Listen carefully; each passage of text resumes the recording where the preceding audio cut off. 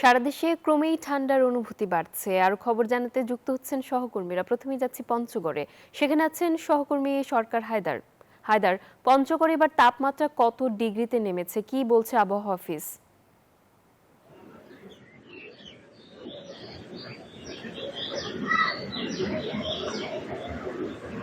শুভ সকাল। নাফিসা, পঞ্চগড়ের তাপমাত্রার কথা যেটি বলা যায়, যে তাপমাত্রার পারদ কিন্তু প্রতিদিন নিচের দিকে নামছে।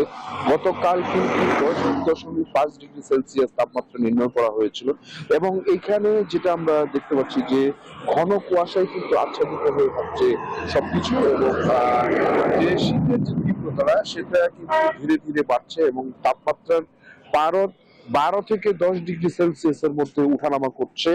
আহ, আবহাওয়া অফিস আমাদেরকে যেটা বলছে যে কিছুদিনের মধ্যেই কিন্তু একটা শৈত্য প্রবাহ বয়ে যেতে পারে এই জেলার উপর দিয়ে। যদিও 7টার পরে বা 7:30 8টার দিকে সূর্য উঠে যায়, তখন কিন্তু শীতটা একটু কম অনুভূত হলেও সন্ধ্যে বিকেল গড়িয়ে সন্ধ্যা আসলেই কিন্তু শীতের তীব্রতাটা আবার বাড়তে থাকে, এবং সকাল পর্যন্ত কিন্তু এই শীতটা অনুভূত হতে থাকে।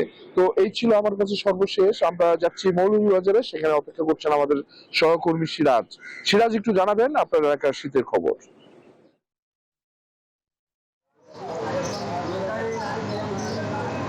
ধন্যবাদ হায়দার। শুভ সকাল।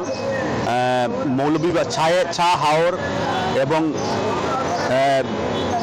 চায়ের রাজ্যে আসলে শীত মৌসুমের শুরুতেই কিন্তু ঠান্ডা পড়েছে খুব বেশি। ঠান্ডা পড়ার কারণে কিন্তু শ্রমজীবী, চা শ্রমিক এবং হাওর অঞ্চলে যারা কাজ করে তারা আসলে বিপাকে পড়েছেন। সন্ধ্যা থেকে কিন্তু হাড় কাঁপানো শীতে কিন্তু জেঁকে বসেছে মৌলভীবাজার জেলা প্রত্যন্ত অঞ্চল, বিশেষ করে শহরে যারা কর্মজীবী রয়েছে এই কর্মজীবীরা কিন্তু আসলে বিপাকে পড়েছেন। চা শ্রমিকরা কিন্তু শীতের কাপড়ের জন্য কিন্তু আমরা গত কয়েকদিন দেখেছি, তারা কিন্তু আমাদেরকে জানিয়েছেন যে আসলে শীতের কাপড় সরকারিভাবে বেসরকারিভাবে দেওয়ার জন্য আসলে এই প্রচণ্ড শীতে কিন্তু মানুষ কিন্তু খাপছে। আর বিশেষ করে গ্রাম অঞ্চলের মানুষ কিন্তু যে ভোর রাতে কিন্তু ঘন কুয়াশা এবং যানবাহন চলাচলেও কিন্তু বিঘ্ন ঘটছে। আমি আপনাদেরকে জানিয়ে রাখি, আবহাওয়া অফিস আমাকে জানিয়েছে গতকালকে 11 ডিগ্রি সেলসিয়াস ছিল। আজ কিন্তু সকালে আবহাওয়া অফিস আমাকে জানিয়েছে যে সকাল 6 11 ডিগ্রি সেলসিয়াস কিন্তু মৌলভীবাজারের তাপমাত্রা বইছে। এই তীব্র শীতে কিন্তু মানুষজন কিন্তু প্রচণ্ড কষ্ট পাচ্ছে। হাসপাতালগুলোতে কিন্তু শীতজনিত কারণে বিভিন্ন রোগে কিন্তু আক্রান্ত হচ্ছে, এবং হাসপাতালে প্রাইভেট ক্লিনিকগুলোতে কিন্তু যাচ্ছে। এই ছিল মৌলভীবাজার থেকে শীতের সর্বশেষ তথ্য। আমি ফিরছি স্টুডিওতে নাফিজার কাছে। নাফিজা। সিরাজ, আপনাকে ধন্যবাদ।